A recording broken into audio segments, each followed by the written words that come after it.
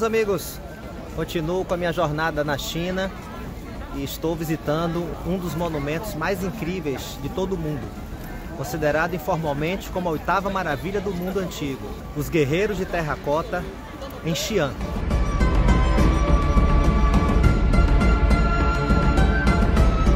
O primeiro imperador da China que unificou o país foi Qin Shi Huang. Aliás, o nome China deriva do nome do seu primeiro imperador. Houve um período que a China era dividida em vários reinos adversários, 7 reinos. Não havia unificação. Então o primeiro imperador, que reinava em um dos territórios, conseguiu conquistar todos os outros 6. Essa unificação foi importantíssima na história da China e até hoje ele é reverenciado como uma das figuras históricas mais importantes de todos os tempos dessa grande nação. O reinado de Qin foi um reinado muito polêmico, porque ele foi um grande empreendedor, ele foi um grande estadista, ele foi o primeiro a construir a muralha da China. As primeiras construções da muralha foram no período Qin.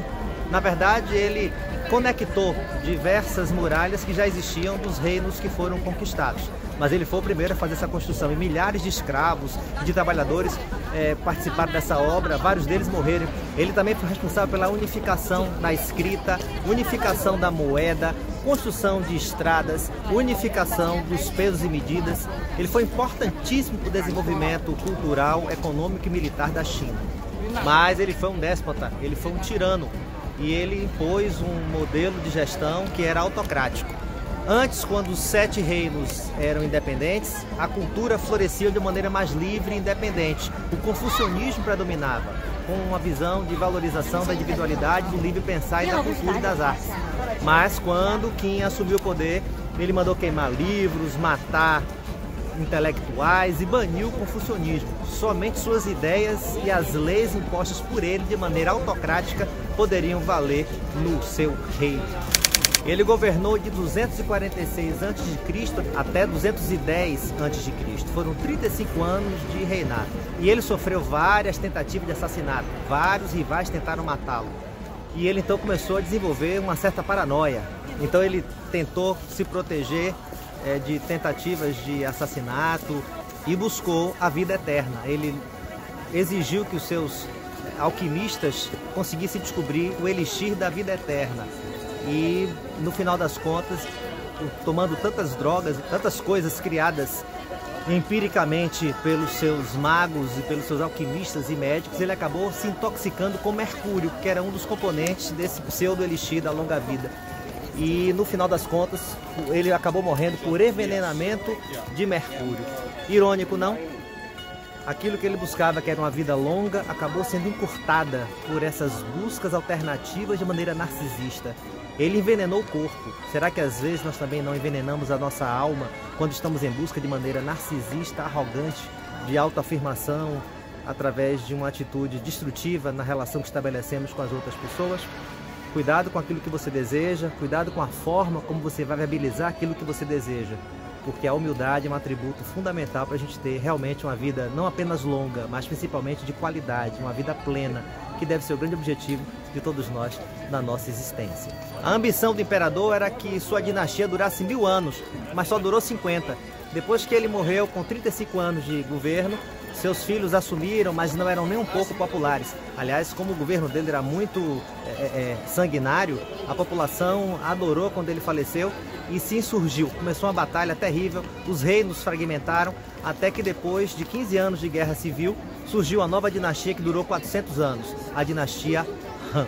Bom, ele tinha um plano B se não conseguisse a vida eterna com seus magos e alquimistas. Ele construiu uma tumba e é considerada a maior construção humana em todos os tempos e tem 2.200 anos de idade. Essa tumba não é visitada porque ainda não foi escavada, porque não existe tecnologia capaz de preservar todos os tesouros que estão no seu interior. Mas só a construção em forma piramidal é maior do que a pirâmide do Egito, imagine. Dentro tem um sarcófago de jade, há descrições de historiadores da época. Uma réplica de todo o Império Chinês, rios de mercúrio que representam o Rio Amarelo, o Rio Yangtze. É uma construção incrível. Tem armadilhas com arco e flecha para possíveis violadores de túmulo. É coisa bem Indiana Jones, mas que ainda não tem previsão de ser aberta ao público porque não foi ainda explorada, porque não existe tecnologia capaz de preservar tudo aquilo que existe. e segundo meu guia, a expectativa é que demore ainda pelo menos uns 100 anos. Bom, mas ao lado da tumba, ele enterrou um exército de 8.000 guerreiros de argila, de terracota. São considerados uma das maiores maravilhas artísticas do mundo antigo. Ele acreditava que numa vida eterna, ele precisava de um exército para servi-lo, para que ele continuasse conquistando tudo à sua frente, na sua ambição desenfreada, com seu ego inflado. E essa maravilha do mundo antigo pode ser visitada por todos nós. A expressão artística é incrível. Todos os guerreiros possuem rostos que são diferentes, com identidade própria. Apenas os corpos foram feitos em série, mas todas as cabeças, com as faces, são esculpidas unicamente. Segundo os historiadores, usaram como modelo soldados reais que compunham o exército do imperador Qin Shi Huang. A estrutura das estátuas é como se fosse um exército real, à disposição dos soldados. Pode reparar que tinha também carruagens, cavalos, só que a carruagem era de madeira e com o tempo foi corrompido e não conseguiu ser restaurado. Mas em terracota, na argila, é possível ver o cocheiro e os cavalos. E existe todo um design realista, então os uniformes, dá para saber quem é oficial, quem é general, quem é soldado e cada função no exército de todos eles. 6 fazendeiros descobriram por acaso, quando estavam preparando a terra para a semeadura.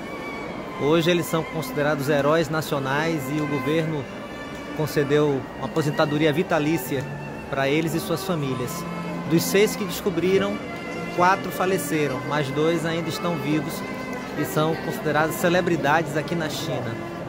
Então, sem querer, descobriram talvez a 8ª maravilha do mundo antigo, um dos sítios arqueológicos mais incríveis de todos os tempos. Realmente é emocionante estar aqui. Todos os guerreiros foram encontrados quebrados em pedaços e todos que nós vemos restaurados foi posteriormente a partir da atuação de experts chineses que desenvolveram uma técnica muito competente de restauração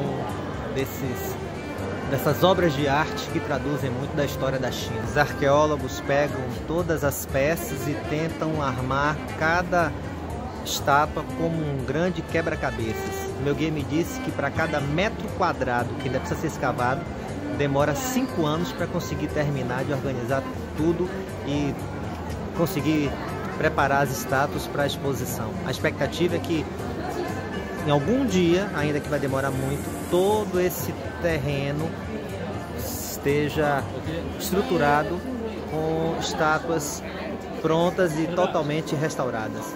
Dentro de cada estátua tem uma assinatura do artista que criou essa obra de arte. E foram encontrados 80 assinaturas. Imagine, 80 artesãos de alta estirpe participaram desse projeto do imperador.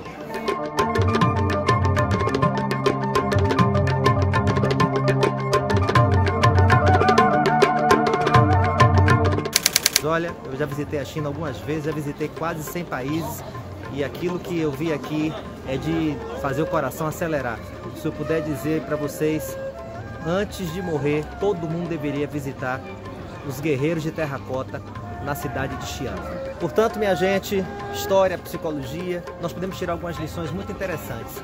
Reparem que a arrogância, o narcisismo, a ambição desse imperador fez com que ele construísse coisas incríveis, deixasse um legado maravilhoso para a China. Mas ao mesmo tempo foi sua derrota, porque ele tensionou tanto o povo, pressionou tanto o povo, foi tão sanguinário, violento e autocrático, que quando ele mostrou um sinal de fragilidade, quando ele faleceu, sua dinastia foi destruída e inclusive os guerreiros de terracota foram destruídos pela população ensandecida em busca de algum tipo de extravasar a revolta e a raiva desse imperador que fez tanta coisa boa, mas também fez tanta coisa ruim. Por isso que nós precisamos sempre de equilíbrio, do caminho do meio, da harmonia entre os opostos, tecnologia, desenvolvimento, mas também humanização, subjetividade, respeito ao outro e tudo aquilo que você puxa demais a corda, tensiona demais, quando volta de maneira destrutiva.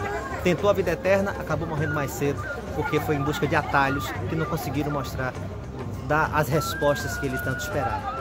E outra conclusão interessante é que todos os guerreiros de terracota têm uma identidade própria, todos têm um rosto individual, não é produzido em massa. Olha que foram 8.000 guerreiros, 2.000 abertos à visitação, e nenhum é igual ao outro. E é uma boa metáfora para as nossas vidas.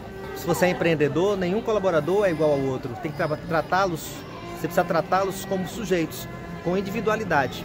Você é professora, você é professor, nenhum aluno é igual ao outro. Você precisa tratar suas turmas, seus alunos, de maneira individualizada, particularizada, incluindo a subjetividade. Você é psicoterapeuta? Nenhum caso é igual ao outro, nenhum quadro psicopatológico é igual ao outro de maneira padronizada, pasteurizada.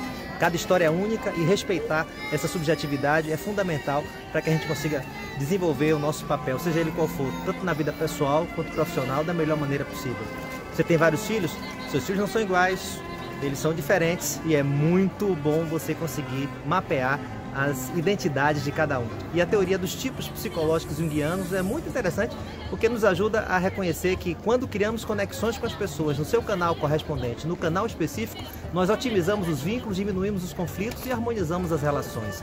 Que nós possamos aprender com os artesãos de Qin Shi Huang, o primeiro imperador da China que unificou esse país incrível.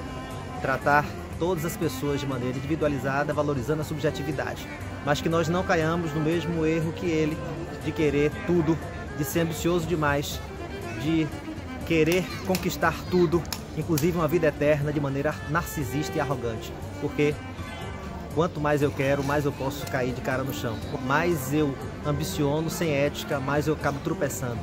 Quem está em pé, cuide para não cair, quanto maior, pior a queda. Portanto, humildade é uma característica fundamental para uma vida com sentido e com propósito. Boa jornada!